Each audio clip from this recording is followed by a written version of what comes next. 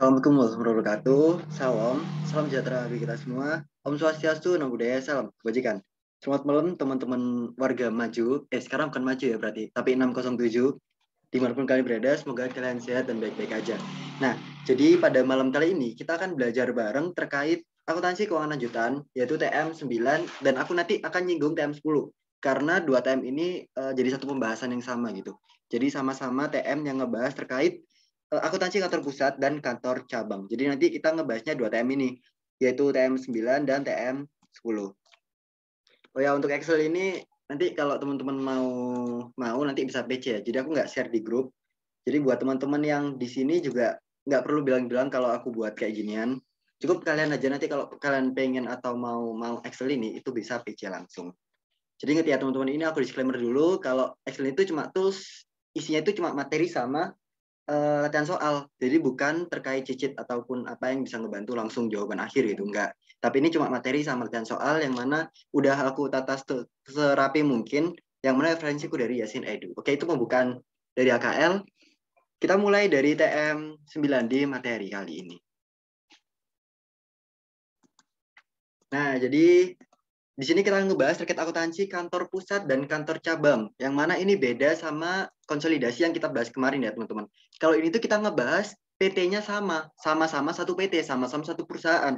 Kalau konsolidasi kemarin di UTS, di sebelum UTS, di semester 5, itu ngebahas, kita tuh ngebahas terkait perusahaan yang berbeda. Jadi perusahaan satu itu punya persentase kepemilikan di perusahaan yang lain. Tapi kalau ini enggak, dia 100% kepemilikannya ya punyanya si kantor pusat. Nah, dia itu kayak pusat PT-nya tuh sama. Contoh PT apa? PT Eko Jaya gitu ya. Itu buka cabang, dia jualan. Aku jualan kopi, kedai kopi gitu, coffee shop. Terus aku buka coffee shop di cabang cabang Jakarta, cabang Surabaya. Nah, gitu. Itu yang punya siapa? Yang punya aku. Jadi satu orang nih sama PT-nya apa? PT-nya Eko Jaya gitu. Nah, jadi cuma satu PT sama PT-nya sama, jadi beda sama konsolidasi. Jadi jangan disamakan. Jadi materi ini materi baru buat kita dan logiknya enak kok di materi awal ini. Oke, kita mulai dari gambaran umum dulu. Gambaran umum akuntansi kantor pusat dan cabang. Konsep dasarnya, kantor pusat dan cabang adalah satu entitas tunggal. Ingat ya, satu entitas tunggal. Jadi dia itu cuma satu kepemilikan. Yaitu satu aja yang punya itu satu. Benar-benar satu PT. Nggak ada dua PT, nggak ada perusahaan lain yang punya cuma satu orang. Satu biasanya itu ya pemilik individu gitu. Biasanya satu orang Eko itu buka cabang, terus nanti kayak kalian denger kan kayak katakanlah bakso mama gitu, bakso mama cabang Jombang 1, 2, 3 gitu. Nah itu ya kayak gitu, pemiliknya itu ya cukup satu, makanya dia bilang satu entitas tunggal. Nah satu pusat nanti dia buka cabang, misal di cabang Jombang, ada di cabang Surabaya, cabang Bandung gitu. Oke, tapi bentar ya teman-teman, lagi azan, kita break 3 menit.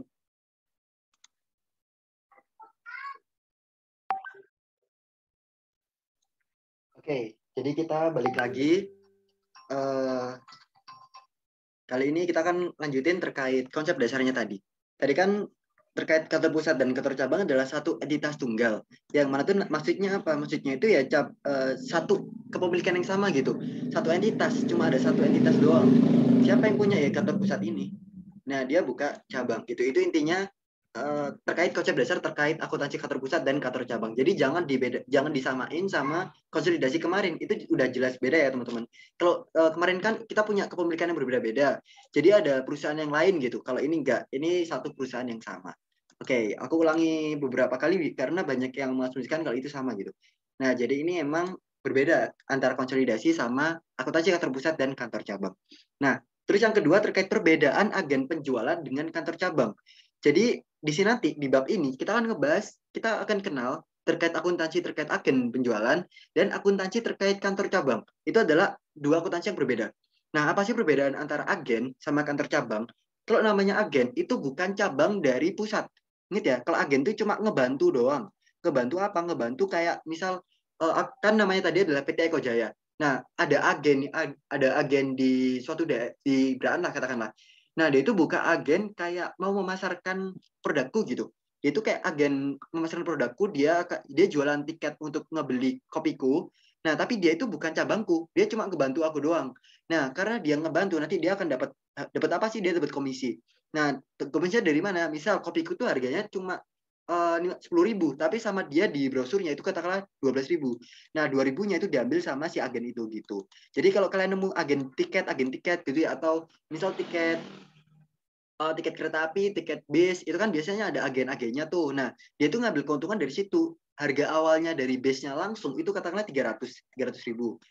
Sama si agennya dijual 350. Nah, si agen ini mau ngambil keuntungan itu dari situ. Nah, dia itu mau memasarkan produk kita gitu. Dia mau memasarkan produk si base tadi. Dia itu pengen ngejualin base tadi. Dan dia dapat keuntungan dari yang awalnya 300 itu dia jual 350. Nah, keuntungan itu dari sini. Itu yang namanya agen. Beda sama cabang. Kalau namanya cabang, mau dimanapun tempatnya, harganya itu sama. Jadi kalau mau dia cabang Surabaya, mau dia cabang Madiun, mau dia cabang Jombang. Oke, sorry ternyata terputus ya. Oke, ku ulangi lagi. Wait. Nah, lanjutin lagi. Oke, apakah suaraku masuk, teman-teman? Masuk kok. Oke. Nah, aku udah ganti jaringan. Terus ini tadi kita ngebahas terkait perbedaan antara agen penjualan dan kantor cabang. Jadi kan tadi aku ngebahas sampai mana agen penjualan tuh bekerja ya. Nah, jadi dia tuh kerjanya ya itu tadi. Dia nyari keuntungan dari komisi yang dia jualkan produknya itu tadi. Jadi misal harga, kalau namanya kantor cabang, mau dia dimanapun tempatnya, rasanya, harganya itu sama dengan yang ada di pusat. Namanya aja cabang. Jadi ya produknya itu ya sama kayak yang ada di pusat. Rasanya itu persis, resep rahasianya itu ada, dia punya persis. Harganya pun juga sama gitu, sama yang pusatnya. Itulah namanya cabang. Kalau agen penjualan enggak, dia itu namanya agen. Jadi dia mau dapat keuntungan dong, dia mau promosiin kedai kopiku, dan dia itu mau ngambil keuntungan dari situ gitu. Jadi mau dia naikin harganya dan dia ngiklankan produkku gitu. Jadi disitulah dia dapat keuntungan. Nah, itulah perbedaan antara agen penjualan dan kantor cabang. Itu intinya. Nah, terus di sini beroperasi sebagai unit penjual lokal dengan arahan kantor pusat. Oke, terus petugas mencari pelanggan yang tadi yang aku singgung, sehingga tidak memiliki persediaan kecuali hanya sampel. Jadi dia itu nggak punya barangnya. Jadi kayak misal katakanlah dia, katakanlah aku ngejual kopi ya, tapi dia itu nggak punya kopinya. Dia cuma bisa ngasih tahu ke pelanggan kalau ini loh ada kedai kopi yang enak. Jadi kamu bisa beli di aku vouchernya gitu. Nah, nanti vouchernya bisa kamu tukarkan langsung di kedai kopi ini. Nah, gitu itu contoh dari si agen penjual. Jadi dia itu nggak punya barangnya, dia nggak megang barangnya. Yang megang itu siapa? Megang ya kantornya, si kantor cabang, kantor pusat gitu. Itu yang megang. Kalau penjual agen itu nggak megang. Nah, terus menggunakan sistem impress. Ini apa sih impress? Kalau kalian pernah inget dulu ya, namanya impress fund itu kayak petty cash lah. Jadi kayak petty cash itu si pusat, si kantor itu ngasih si agen katakanlah berapa ribu gitu sebagai modal dia untuk katakanlah untuk dia ngiklan, untuk dia ngasih voucher-vouchernya. Nah, itu dia dikasih namanya itu sistem impress. Jadi dia itu kayak dikasih petty cash, cash kecil gitu. Petty cash yang mana nanti digunain operasionalnya sama si agen penjualan gitu. Terus kalau namanya sistem impress, petty cash, jadi kalau dia katakanlah dikasih uang 100.000 gitu. Oke, dikasih uang 100.000. Terus kalau dia udah make buat ngiklan, terus dia udah make buat brosur, katakanlah tinggal 70.000. Nah, si agen ini berhak minta lagi ke kantor 30.000-nya. Asalkan ada nota-notanya ya. Jadi yang mana itu impress fund itu selalu terjaga, katakanlah harus selalu 100.000 gitu. Jadi kalau sisa 70 ya dia boleh minta lagi 30. Katakanlah sisa 50 ya dia boleh minta lagi 50 gitu. Itu konsep dari sistem impress fund. Nah, yang keempat, tidak membuat pembukuan. Kantor pusat bertanggung jawab membuat pembukuan. Jadi yang buat pembukuan itu si kantor pusatnya. Agen cuma ngumpulin bukti dan voucher transaksi untuk dikirim ke pusat. Jadi nota-notanya tadi nggak boleh hilang. Ya kalau hilang ditanggung sama si yang ngilangin tadi notanya itu tadi gitu. Terus biaya operasional agen dibayar kantor pusat. Nah, makanya dia dikasih sistem impress fund tadi. Buat apa sih petty cash itu? Dia buat ngebiayain operasional si agen itu tadi. Jadi kalau dia udah kepake, dia boleh minta penuhin lagi dong petty cashku karena udah kepake ini tadi buat brosurmu. Nah, gitu. Itu contoh dari agen penjualan. Nah, kalau kantor cabang gimana? Dia itu beroperasi sebagai unit bisnis yang terpisah, tetapi tetap dikendalikan kantor pusat. Jadi, di sini itu tuh, nah ini ya bedanya. Kalau ini itu sebagai unit penjual lokal dengan arahan kantor pusat, kalau ini dia itu sebagai unit bisnis yang terpisah. Jadi intinya kantor cabang itu ya emang satu perusahaan yang sama, perusahaannya sama, makanya dia ngejual produk, dia punya inventory. Kalau ini kan dia nggak punya nih, tidak memiliki inventory.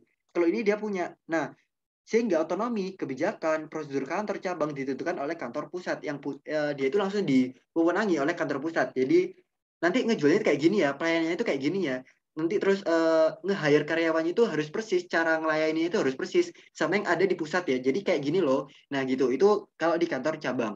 Nah dia menggunakan sistem Impress, jadi dia juga punya dana yang mana itu harus dipenuhi sepanjang waktu ya. Terus membuat pembukuan, tapi untuk tujuan kontrol internal doang.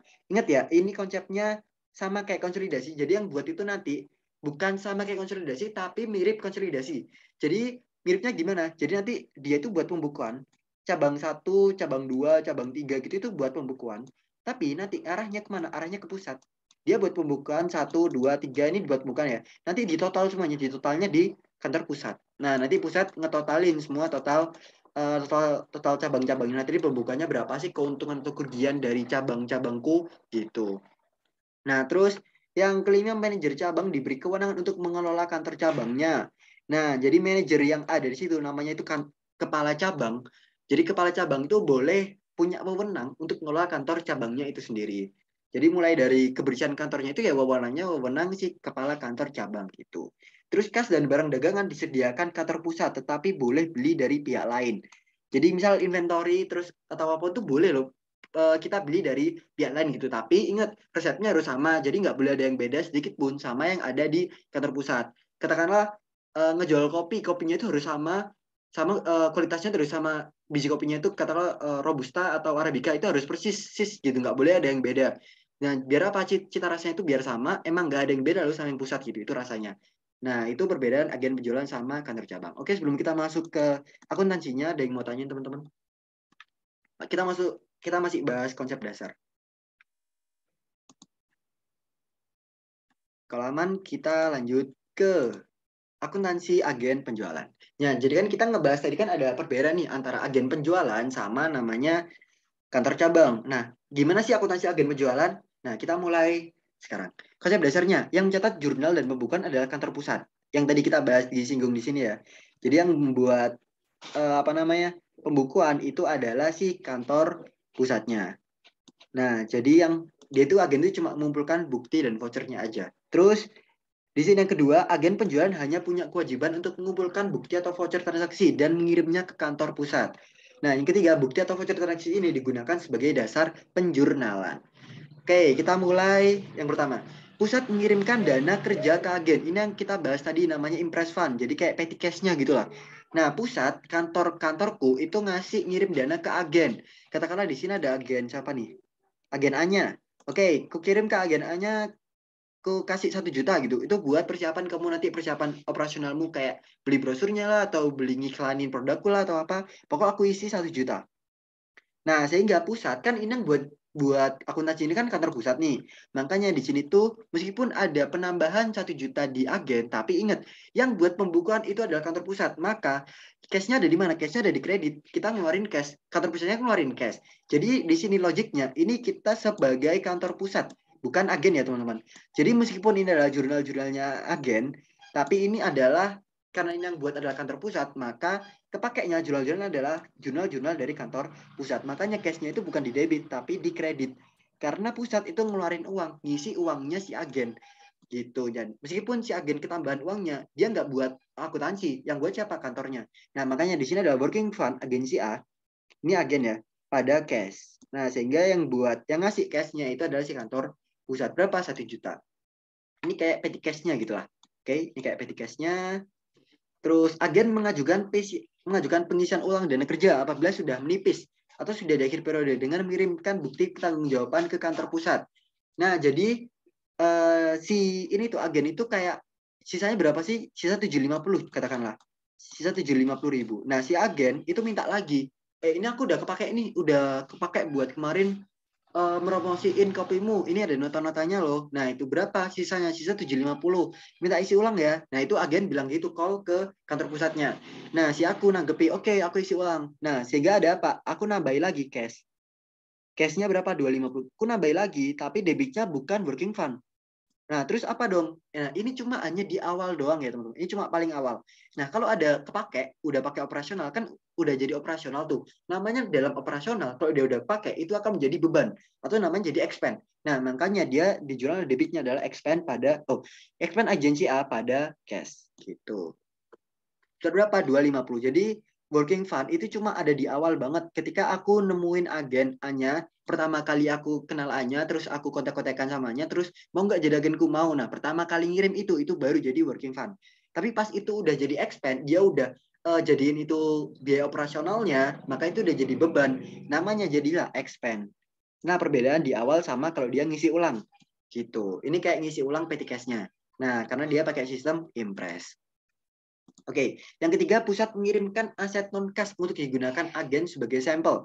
Nah, kalau ini tuh dia kayak ngasih sampel kopinya gitu, cita rasa bubuknya lah. Bubuknya dia tuh ngirim sampel. Aku ngirim bubuk ke agen, tapi cuma sebagai sampel, bukan inventory ya. Bedain sampel sama inventory persediaanku. Jadi dia itu cuma dikasih sampel. Nah, sehingga jurnalnya adalah inventoryku berkurang 200.000. Terus untuk agen, debitnya itu adalah agensi sampel. Jadi sampel pada inventory.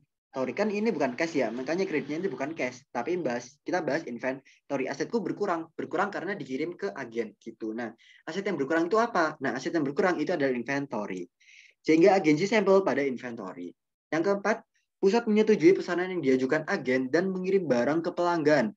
Keempat itu jadi pusat itu menyetujui pesanan yang diajukan agen dan mengirim barang ke pelanggan. Jadi kayak misal agen kan, namanya aja agen. Terus agen itu dapat pelanggan, terus harga itu harusnya cuma 800. Oke. Terus kita ngejualnya 1.200.000. Misal agen ngejualnya itu berapa? Misal agen ini contoh aja. Agen ngejualnya 1.500.000 gitu. Ya kita nggak mau tahu berapa agen ngejualnya.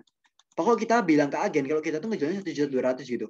Nah, makanya yang kita catat adalah 1.200.000 AR sales COGS COGS agensi A pada inventory agensi A. Jadi AR sales COGS inventory. Biasa ya, ini kayak biasa kita ngejual inventory kita, tapi di sini bukan kita langsung ke pelanggan, tapi kita bisa melalui agen gitu.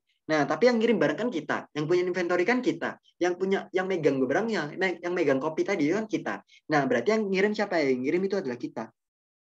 Jadi kirim itu kita kirim langsung ke pelanggannya, tapi nanti masalah pembayaran itu nanti fokusnya ke agen, bukan ke kita. Jadi bahas pembayaran, air piutang-piutang ini nanti dia urusannya itu antara pelanggan sama si agennya yang kita tadi, gitu. Nah, terus pusat menerima pembayaran dari pelanggan. Karena pelanggan ini udah bayar, katakanlah udah bayar ke agen, terus agen kirim ke kita. Nah, makanya kita bisa dapetin cash. Akhirnya di sini cash pada akun receivable. Serba sebesar yang tadi jadi piutang. Oke, sampai sini ada pertanyaan teman-teman sebelum aku lanjut ke jurnal penutup. Aku nanya dong. Ya, gimana? Aku kan masih bingung tuh kan bedanya dia kirim dana kerja sama yang isi ulang dana kerja. Kenapa enggak dia pakai akunnya working fund aja? Yang mana? Enggak pakai yang nomor 1 sama 2 kan mereka kan sama-sama ngirim dana kerja. Nah, bedanya yang tadi aku bilang sebut awal ini tadi adalah pada saat kita pertama kali buat kerjasama. Katakanlah di awal periode lah atau 1 Januari gitu. Atau pertama kali kita kerjasama lah, kita kontak-kontakan kerja pertama kali. Nah, kenapa kok ini bukan jadi expand?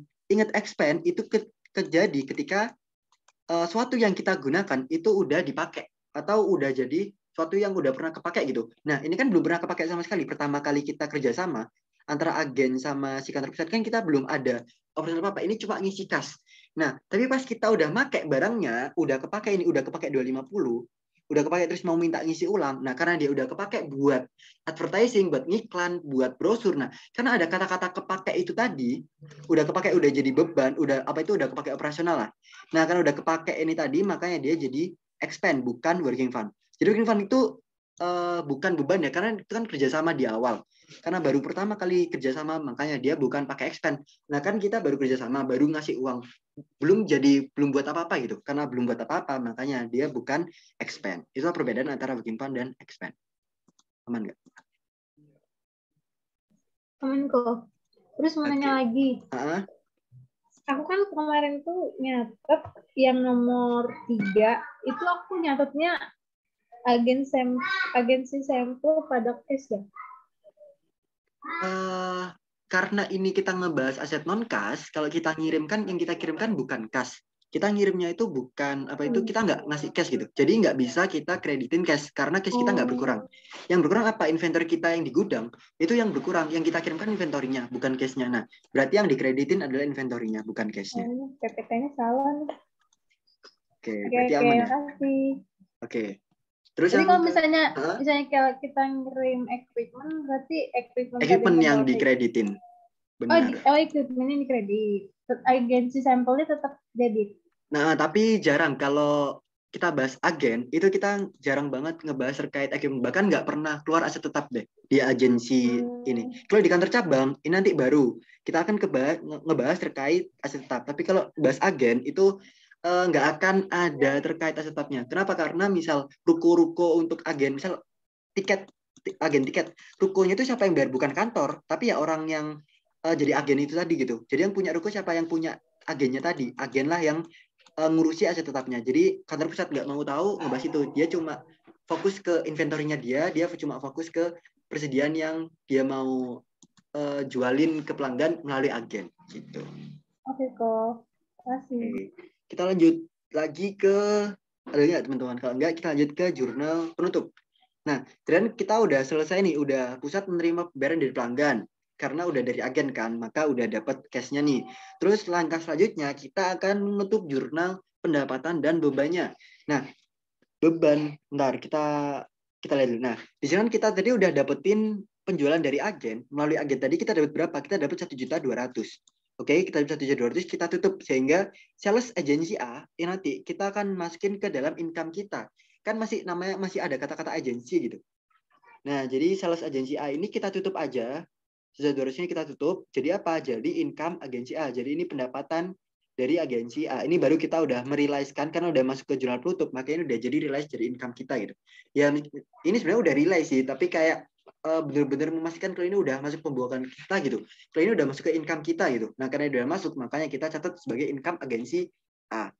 Nah, tapi ingat selain pendapatan kita juga pasti tadi kan kita udah ngebayar kayak kita ngisi ulang petty cash-nya lah kayak apa gitu kan. Nah, maka itu juga jadi expense-nya. Expense-nya berapa? Kita ngisi ulang 250.000. Nah, kita ngisi ulang 250.000 berarti kepake bebannya itu 250.000. Nah, beban 250 sama COGS dalam penjualan kita itu 800.000. Oke. Nah, COGS itu kan mengurangi net income kita. Ingat ya, sales itu biasanya dikurangi sama COGS. Baru jadi apa? Baru jadi gross profit. Nah, di sini karena ada COGS itu, maka sistemnya itu sama kayak expense. Karena dia sama kayak expense, makanya jadiin satu di sini. Sehingga COGS dan expense agensi A itu mengurangi income kita. Makanya income agensi A itu 1.050.000 di debit. Terus yang kreditnya itu adalah COGS 800.000 dan expense 250.000. Terus yang terakhir ngebahas apa? Yang ngebahas terakhir perbedaan antara pendapatan dan bebannya. Pendapatannya berapa? 1.200.000. Bebannya berapa? 1.050.000. Berarti selisihnya adalah 150.000. Berarti kita bisa ngakui keuntungan dari agen ini sebesar 150.000. Makanya namanya jadi income summary gitu. Oke, jadi jurnal penutup ada pertanyaan teman-teman? Angka-angkanya aman ya, tahu dari mana gitu. Pokoknya 800 ini berarti dari COGS, expense tadi dari pengisian ulang kita. Kalau kita ngisi ulang 3 kali, ya kita tinggal jumlah aja semua totalnya berapa. Misal 250 tambah 250 tambah 250, ya berarti 750 gitu. Itu jadi expense-nya gitu. Oh, jelasin yang 7, Tang, nomor 7. Yang nomor 7 terkait Iya, jurnal ya. penyesuaian. Oke, jurnal penyesuaian misal barang sampel yang masih tersisa adalah 150.000. Nah, kan kita tadi ngasih sampel berapa inventorinya? Kita ngasih 200.000. Ternyata di akhir sisa berapa? Sisa 150.000. Berarti karena dia udah kepake, sampelnya itu udah kepake 50.000. Ingat, yang udah kepake, yang tadi aku bilang ya, udah kepake tadi yang udah ketikin. Itu dia jadi apa? Jadi expense. Nah, makanya itu jadi advertising expense. Nah, yang berkurang apa? Kreditnya, sehingga berkurang adalah agensi sampel. Jadi sampel dari agen. Sampel yang kita kasih agen tadi yang udah kita debit di sini agensi sampelnya 200.000 tadi ini berkurang sebesar 50.000. Jadi udah kepakainya itu nama berubah nama jadi apa? Jadi expense. Nah, sehingga advertising expense pada agensi sampel sebesar 50.000. Kok cuma 50 ya? Karena sisanya 150. Kita ngasih 200.000, kepakai cuma terus sisa 150 berarti kepakainya berapa? Kepakai 50.000 gitu. Oke, aman nggak? Itu nama akunnya emang advertising expense. Karena Pasti. itu nggak pasti tergantung ya. Jadi boleh apapun. Karena kan nggak ada yang pasti. Misal agen itu kepakainya apa? Kepakainya katakanlah untuk bukan iklan deh. Buat apa ya? Misal untuk tapi kalau sampel sih biasanya buat iklan. Ntar aku cari yang ekstrim deh. Oke, aku bingung yang cara ekstrim, tapi normalnya itu emang buat iklan gitu. Karena kan namanya sampel, itu kan buat ngiklanin produk kita tuh. Buat ngiklanin produk kita biar laku gitu. Nah, makanya sampel tadi jadi advertising expense. Kalau bilang pasti nggak pastinya, normalnya ini ya. Tapi aku nggak tahu kalau ada jurnal lain gitu. Aku mau nyari, bingung mikiran itu bingung gitu. Karena biasanya sampel kita emang buat ngiklanin produk kita. Jadi kemungkinan bukan bisa dipastiin ya, tapi bisa mayoritas paling gede itu biasanya buat advertising expense. Jadi buat beban iklan gitu. Gitu guys. Oke, Kak. Mungkin ada Makasih. pendapat dari yang lain. Ya guys, karena itu adalah kita bahasnya sampel. Karena kalau sampel itu kan berarti buat ngiklanin produk kita gitu. Namanya aja sampel. Biar orang pelanggan tuh tahu, oh rasanya enak loh. Nah, sehingga dia mau beli produk kita. Sehingga itu jadi iklanin produk kita gitu, sampel itu. Gitu. Oke, kalau nggak ada pertanyaan lagi, atau kalau ada bisa di chat atau langsung on mic, aku lanjut dulu ke akuntansi kantor cabang. Nah, tadi kan kita udah ngebahas dua perbedaan nih, itu antara agen penjualan, dan kita udah ngebahas ini, dan sekarang kita akan ngebahas terkait kantor cabang yang kedua. Nah, kalau kantor cabang ini, bahkan ini tuh sebenarnya itu udah inti dari pembahasan TM9 ini, teman-teman. Jadi yang paling penting sebenarnya itu bukan agennya, malah ke kantor cabangnya. Karena di RPS itu kan judulnya aja adalah akuntansi kantor pusat dan kantor cabang. Nah, karena ini judulnya itu ini, jadi agen ini cuma tambahan materi ini, kayak cuma selipan gitu. Tapi materi inti kita bukan agen, tapi adalah kantor cabangnya. Oke, kita mau masuk sekarang ke akuntansi kantor cabang. Konsep dasarnya. Baik kantor pusat maupun kantor cabang sama-sama melakukan penjurnalan secara paralel. Maksudnya apa? Berarti baik itu kantor pusat maupun itu kantor cabang sama-sama buat jurnal pembukuan. Tapi nanti yang untuk dilaporkan ke pihak eksternal, misal ke investor, terus mau ke pihak kreditur, pihak banker gitu itu, yang mana ya berarti cuma yang jurnal kantor pusat doang.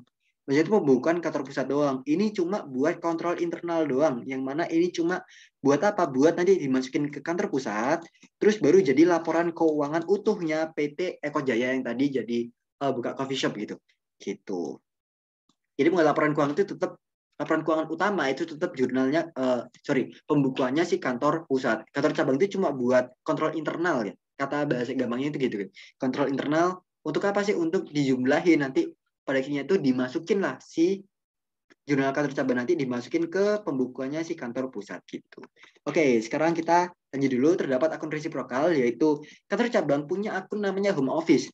Jadi nanti apapun yang berhubungan sama kantor pusat, itu nanti hubungannya adalah jurnal kontranya itu adalah home office.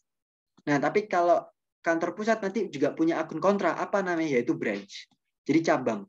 Jadi ini adalah, kan bahasa Indonesia kan cabang. Jadi kayak akunnya kantor pusat itu resiprokalnya adalah branch. Kalau di cabang itu nanti akun resiprokalnya adalah home office. Nah, jadi sekarang itu patenkan di pikiran teman-teman ya. Jadi kalau bahasa akuntansi ini TM9 TM10 yang itu akan sering keluar banget muncul. Jadi apapun yang berhubungan sama akuntansinya itu nanti berhubungan sama home office dan branch kalau di kantor pusat. Jadi ini kenapa kok ada satu ya, karena cabang itu biasanya nggak cuma satu, bisa 3 cabang, bisa 2 cabang, bisa nanti brand Surabaya, brand Solo, brand Bandung, brand Jombang gitu. Nah itu makanya di sini dikasih tanda ini adalah cabang ke 1 gitu. Nah di sini lanjut dulu. Jadi ketika cabang menerima cash dari pusat, kalau pusat ngasih uang nih ke cabang, oke, maka pusat kan ngeluarin cash. Nah, si cabang dia kan terima cash. Nah, sehingga kayak ginilah jurnalnya. Akun kontranya kalau di cabang itu adalah home office, kalau di pusat itu akun kontranya adalah branch. Berarti cabang itu kita kayak kalau ini kita bacanya gimana sih? Kita bacanya adalah cabang dikasih uang cash sebesar 1 juta rupiah gitu. Nah, jadi makanya debitnya adalah branch. Terus cabang menyetorkan cash ke pusat. Nah, kalau misal katakanlah dia udah ngasih 1 juta kan, ternyata cabang tuh bilang kebanyakan nih 1 juta, aku cuma butuh 500.000 doang kok. Nah karena cabang cuma minta 500.000 buat operasionalnya, ya udah berarti sisanya dikembaliin ke pusat. Nah karena dikembaliin ya berarti tinggal dibalikin aja home office pada cash pada branch. Berapa? 500.000. Nah yang ketiga terkait pusat mengirim inventory ke cabang. Kalau dia ngasih inventory, ingat ya, karena ini kreditnya adalah dia itu yang ngirimnya bukan cash, dia ngirimnya inventory, dia ingin inventory ke cabang, maka jurnal kreditnya itu bukan cash, tapi adalah namanya, di sini juga bukan inventory. Beda sama akuntansi lainnya, kalau biasanya kita ngejurnal inventory, di sini enggak ya. Tapi namanya adalah shipment to branch. shipment to branch. Jadi kayak pengiriman ke cabang gitu, pengiriman inventory ke cabang. Kenapa bukan inventory ya? Karena inventory-nya itu belum berkurang. Inventory itu masih ada, tapi adanya di mana? Adanya itu di cabang. Nah, kenapa kita nggak bisa kayak ngurang inventory ya? Karena inventory itu seolah-olah itu masih punya kita gitu. Tapi ada di mana? Ada di cabang. Gitu. Makanya jurnalnya adalah shipment to branch. Nah, untuk di cabangnya maka dia dapatlah shipment from home office. Jadi kalau tadi itu to branch, kalau ini adalah from home office.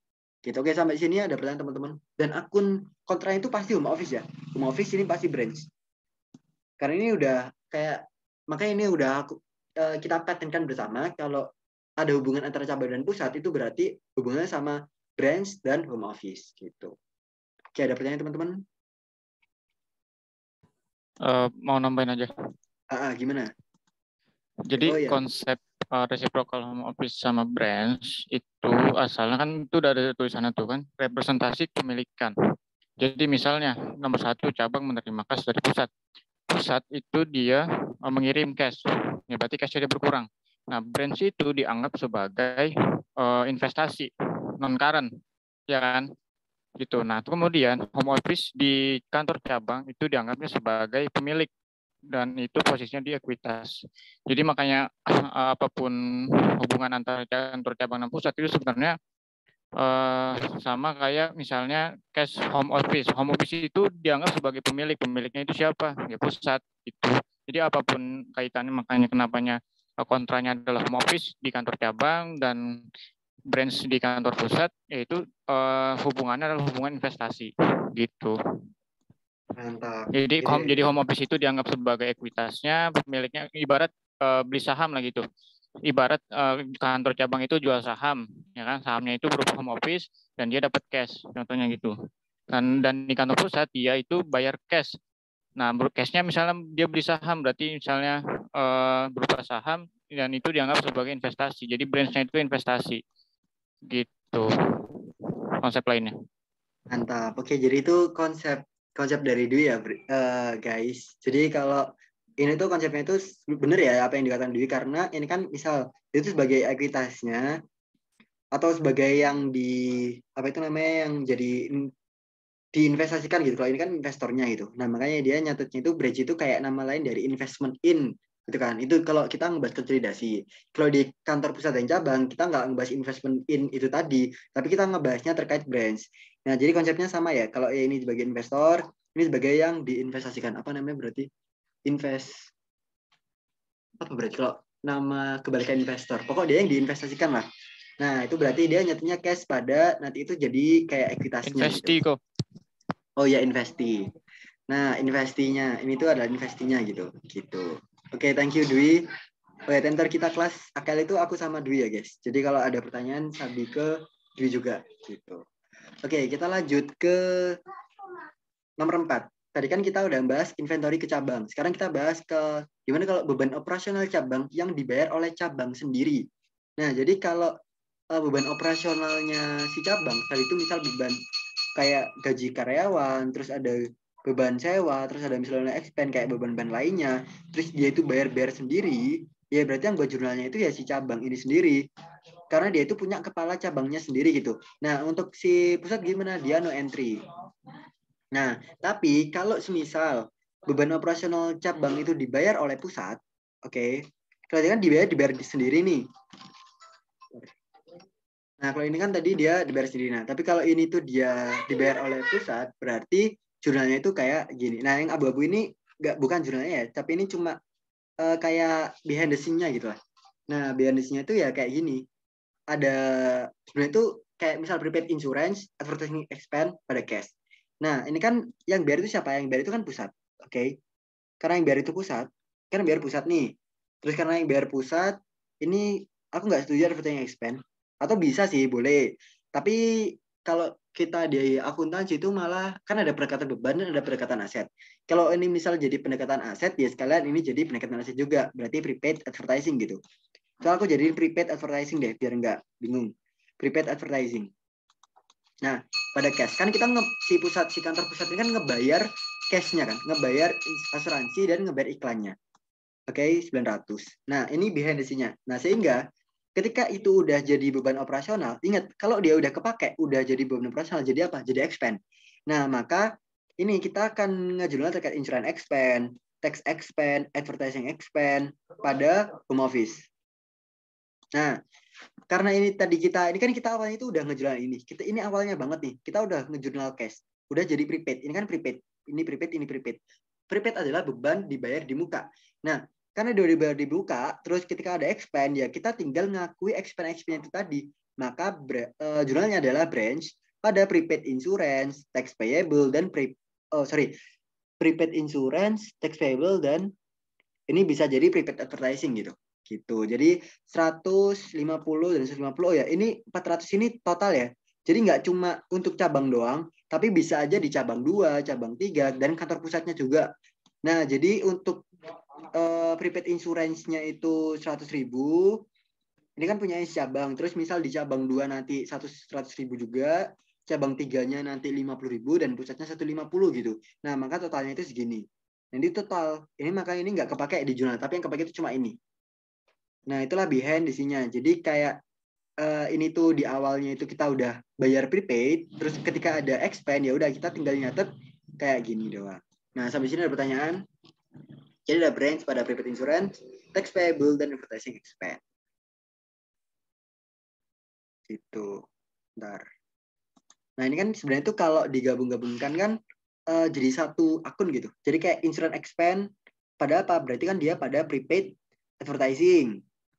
Terus advertising expense, insurance expense pada prepaid insurance. Terus tax expense jadi pada tax payable. Terus advertising expense pada prepaid advertising gitu. Oke, ada pertanyaan teman-teman? Makanya di sini ini sisi debitnya, ini sisi kreditnya. Karena ini di cabang, maka akun kontranya apa? Home office. Dan karena ini adalah pusat, maka akun kontranya apa? Adalah branch. Gitu. Oke, aman nggak teman-teman? Kalau aman kita lanjut.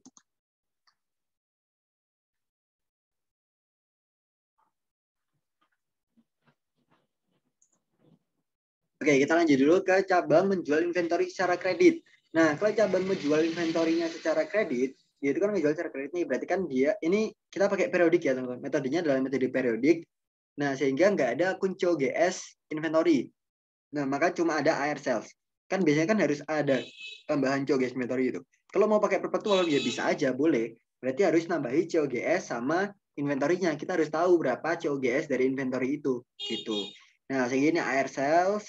Terus ketika cabang menerima pelunasan dari pelanggan, ketika cabang ini udah dapat uangnya, ya berarti cash pada AR. Nah, ini kenapa kok no entry? Ya karena ini masih di cabang.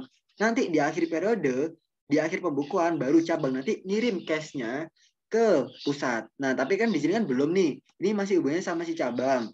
Ya kalau misal setiap transaksi dicatat langsung sama pusat, ya kebanyakan jurnal gitu. Di pusatnya malah ribet gitu. Jadi langsung aja nanti hasil akhirnya berapa, pokok ada buktinya, terus nanti ada penerimaan cashnya berapa di akhir, nanti baru digabungin lah sama si pusat, nanti di akhir-akhir aja. Jadi nggak tiap transaksi baru ngejual satu kopi, udah langsung dikirim ke pusat, udah dilaporin ke pusat, baru jual satu kopi dilaporin, nanti malah nggak jadi jualan, malah ribet di akuntansinya gitu. Nah, jadi digabungin dulu sama si cabang, jadi satu nanti sampai 1 tahun penuh, baru nanti di akhirnya nanti dikirim ke kantor pusat gitu. Itu logik dari cabang dan pusat.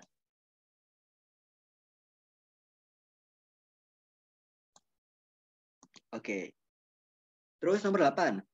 Pusat membeli peralatan dan mengirimkan ke cabang. Oh ya, ini ini dari aku ambil referensinya dari SNEDU. Jadi, setiap pencatatan aset tetap itu hanya boleh dilakukan oleh kantor pusat.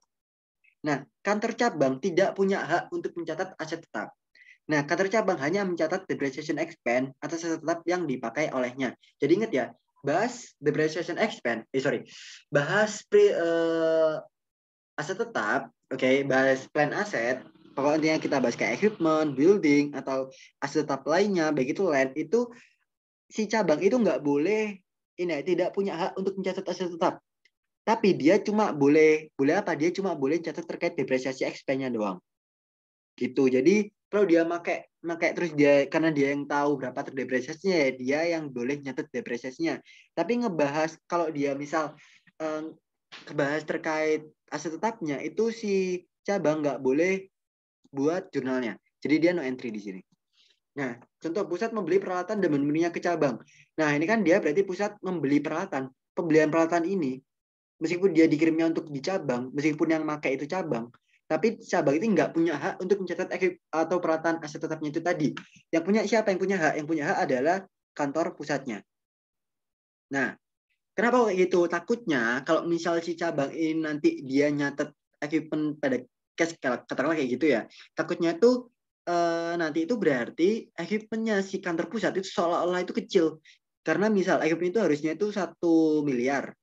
1 miliar. Terus ternyata si ini tuh nyatet ada tambahan nih. Dia beli peralatan tapi dia kayak itu dimasukin ke cabang gitu. Dia dimasukin ke akuntansinya si cabang. Katakanlah equipment pada cash. Sebesar berapa? 500 juta. Kan harusnya tuh 1,5 miliar berarti totalnya. Ternyata kalau misal dia dicatatnya di cabang, oke kan ini kan yang pakai cabang nih. Ya udah aku masukin akuntansinya cabang aja. Nah, berarti cabangnya ada tambahan equipment 500 juta. Nah, berarti kantor pusatnya itu seolah-olah cuma 1 miliar doang. Nah, kalau dia di audit, misal di audit kan berarti asetnya itu kayak seolah-olah itu asetnya itu kayak kecil gitu. Nah, itu nggak segede seharusnya gitu. Nah, itu kan bisa takutnya itu dimanipulasi sama si pusat. Nah, biasa di faktanya itu kayak gitu tuh. Kayak seolah-olah tuh asetnya itu dikecil-kecilin atau mana lewat cabang. Jadi kayak aset tetap itu akuntansinya itu dimasukin di sini. Padahal nggak boleh. Namanya aset tetap itu harus di kantor pusat. Biar apa sih? Biar aset tetapnya perusahaan itu sejumlah apa-apanya meskipun dicabangkan itu punyanya si dia. Ya udah itu harusnya masuk ke dia sehingga di 1,5 miliar gitu. Jadi nggak, makanya itulah dasar kenapa kok kita nggak boleh masukin itu ke dalam si cabang. Ya karena kalau dimasukin di cabang berarti aset tetapnya si perusahaan itu seolah-olah dia kecil. Cuma 1 miliar doang gitu. Padahal kan harusnya enggak. Harusnya 1,5 miliar. Makanya dia si cabang itu nggak boleh ngakui adanya equipment. Cuma boleh ngakui terkait depresiasi expense-nya doang. Gitu. Oke, sampai sini ada pertanyaan teman-teman? Aman nggak? Eko nanya dong. Hah? Kan yang nomor 8 itu kan dia kan beli peralatan tuh yang pusat. Habis itu kenapa dia nggak bikin misalnya kayak jurnal pengirimannya tuh branch pada shipment to branch? Karena kalau shipment to branch itu hanya boleh untuk akun inventory aja. Kalau kita bahas shipment, nah shipment to branch, ini cuma bahasnya inventory. Biar apa sih? Biar kita nggak ambigu gitu. Oh itu bahas inventory. Oh kalau aset tetap itu kita bahasnya aset tetap. Kenapa kayak gitu? Karena namanya aset tetap itu nggak cuma bukan current aset. Dia akan bertahan lama. Jadi kalau kita pakai shipment karena dia ada depresiasi kayak nggak logik gitu, nggak masuk gitu logiknya. Kok dia shipment tapi bisa terdepresiasi. Nah, karena dia terdepresiasi makanya kita nggak boleh pakai akun shipment tapi pakai akun sesungguhnya yaitu adalah equipment. Nah, beda sama yang tadi kalau inventory. Dia current aset nih, ya mau dia catat sebagai shipment pun nggak ada masalah di pembukuan. Ya karena dia dalam artian itu kayak persediaan kita itu kayak dikirim ke cabang gitu. Ya kayak bahasa lainnya, ini namanya dari inventory. Tapi dia nggak masalah, kenapa? Karena nggak ada depresiasi di akhir tahunnya gitu. Beda sama aset tetapnya. Kalau aset tetap, kenapa kok nggak boleh pakai akun shipment? Ya karena nanti kan dia ada depresiasi. Nah, mana mungkin ada shipment yang bisa terdepresiasi gitu. Nah, makanya kita bisa pakai nama akunnya langsung yaitu equipment gitu. Nah, berarti kalau misalnya pusat itu kayak ngirimkan barang ke cabang selain inventory, berarti jurnalnya emang cuma satu aja. Sorry, gimana Tan? Ulang. Kalau misalnya pusat kirim apa misalnya kirim barang selain inventory buat ke cabang, itu berarti jurnalnya cuma yang langsung nama akunnya apa. Okay. Kalau dia ngirim equipment berarti langsung kita cat equipment pada cash. Atau kalau kita ngedirin bangunan di cabang, yaitu berarti nanti building pada cash gitu. Jadi nama akunnya langsung selain inventory. Kalau inventory kita namanya bukan inventory, tapi dia pakai shipment to branch. Kalau dari cabang berarti shipment from home office gitu. Oke, makasih Prof. Oke, sama-sama. Nah, terus kita lanjut lagi ke nomor 9. Ketika ada penyusutan, ini misal di akhir tahun nih, kan dia udah 3 juta nih, ternyata dia udah kepakai 1 tahun, dan dia masa manfaatnya 10 tahun. Oke, berarti kita bisa ngakui ya dia depresiasi expense. Berapa? 300.000 gitu. Nah, di sini tapi ingat dia nggak bisa ngakui adanya akumulasi depresiasi gitu. Akumulasi depresiasi itu ada di jurnal si akun, di akunnya si di akunnya pusat gitu. Aku mau bilang itu ribet. Nah, di akunnya si pusat, di jurnal pembukanya si kantor pusat. Nah, untuk akumulasi depresiasi. Nah, untuk si cabang dia cuma boleh ngakui depresiasi expense-nya aja.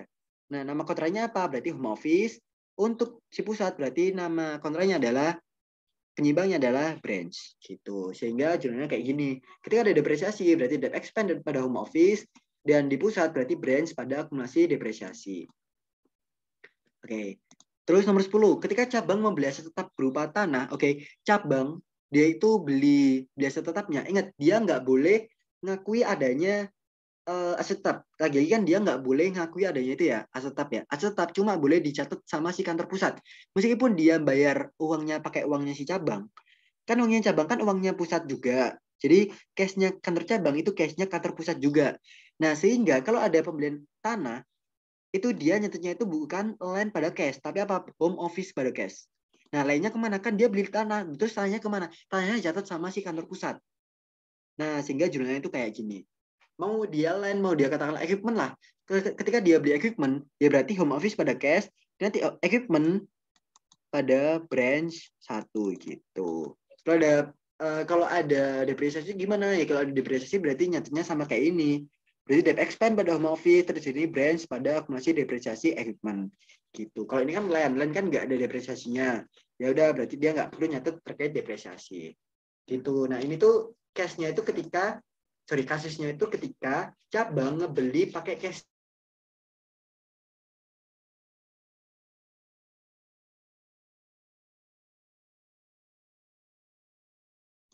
Nah terus setelah kita udah selesai nih, tadi aku putus. Nah udah selesai ngebahas terkait aset tetap, sekarang kita lanjut ke cabang membeli inventory dari pihak lain secara tunai. Ini yang tadi kita bahas di awal. Jadi kita bilang kalau dia itu boleh beli ini kantor pusat punya akun branch. Bentar mana tadi? Oh di konsep dasar ya. Nah di konsep dasar kan tadi kan kita udah bilang kalau dia itu boleh beli dari pihak lain. Nah ini kas dan barang dagangan disediakan oleh kantor pusat tetapi boleh beli barang dari pihak lain. Nah jadi cabang itu boleh loh beli inventory itu dari pihak lain gitu. Nah jurnalnya kayak gimana kalau dia beli dari pihak lain? Kalau dia beli dari pihak lain maka jurnalnya itu adalah kayak gini. Cabang beli inventory dari pihak lain secara tunai berarti ya purchase pada cash. Kok purchase kok bukan inventory? Ingat kita di sini pakai metode periodik. Karena kita pakai metode periodik, sehingga jurnalnya adalah purchase pada cash sebesar 350.000. Nah, untuk pusat kan no entry ya, karena yang beli presiden siapa? Yang beli itu adalah si cabangnya. Gitu. Nanti di akhir ya, si cabang ini laporan ke pusat gitu. Oke, terakhir kita buat jurnal penutup antara pendapatan dan bebannya. Tadi kan kita udah ngejual mana aja nih? Kita cuma ngejual ini ya berarti. Cuma ngejual 2 juta ini yang udah jadi cash, maksudnya yang udah realize itu, yang udah benar-benar jadi salesnya itu di kredit gitu, udah ngakui penjualan cuma 2 juta. Ya udah berarti 2 juta ini yang kita tutup. Sehingga jurnalnya gimana? Di cabang itu nutupnya adalah sales revenue pada income summary sebesar 2 juta rupiah. Nah, terus untuk beban-bebannya tadi kan si cabang tadi kan nyatet apa aja tuh tadi. Berarti dia tuh nyatet kayak apa aja, salaries expense, rent expense, miscellaneous expense, terus ada expense yang lain itu ada insurance expense, tax expense, advertising expense, pokoknya semuanya ini expense. Nah inilah kenapa kok ini no entry ya, karena nanti tetap di akhir itu tetap cash yang dibayarkan sama si cabang nanti tetap ditutup masuk ke akunnya si pusat gitu. Jadi ditutup dulu sama si cabangnya, ditutupnya kayak gini, kayak ada sales expense, rent expense, business expense, insurance, tax, advertising, terus ada debt sama purchase. Ini kan expense-nya tuh. Expense yang udah emang udah dibebankan sama si cabang gitu. Khusus untuk purchase, ini kan dia bukan beban ya sebenarnya, tapi dia inventory. Tapi karena ini yang ngebayar adalah cabang. Oke, jadi dia seolah-olah itu jadi expense. Gitu. Jadi khusus purchase karena ini kan sebenarnya itu bukan expand, tapi dia itu adalah inventory yang dibeli pakai cash-nya si cabang. Tapi dia itu jadi seolah-olah dia itu adalah bebannya si cabang karena dia itu juga mengeluarkan cash-nya si cabang gitu. Gitu. Makanya dia ditutuplah di akun beban. Nah, total maka selisihnya berapa? Selisih dari pendapatan beban itu adalah 300.000, sehingga si kantor pusat meskipun dia tadi tidak mencatat terkait gajinya si cabang kayak mana tadi? Misal dia nggak nyatet kayak salaries expense-nya si cabang, dia nggak nyatet sewanya si cabang, dia nggak nyatet bebannya lainnya si cabang. Tapi di akhir tahun dia tetap ngakui beban-beban ini lewat mana? Lewat yang akun penutup tadi. Gitu. Jurnal penutup kan tadi kan totalnya berapa? 300 ya selisihnya. Nah, 300 tadilah baru masuk ke kantor pusat, yaitu branch pada branch income dan branch income pada income summary. Income summary gitu. Oke, sampai sini ada pertanyaan teman-teman? Pusing nggak? Nggak kan, guys? Aman nggak dari kalian? Oh. Nah, gimana nya? Oh, aman. Oke, yang lain aman nggak, guys? Bentar. Oh, ya. Gimana? Suaraku masuk nggak? Masuk, Kak. Oke, gimana? Tan? Nah, itu kan yang aku menegaskan. Nomor berapa nih? Ya. 11. Oke. Nomor 11. Hmm.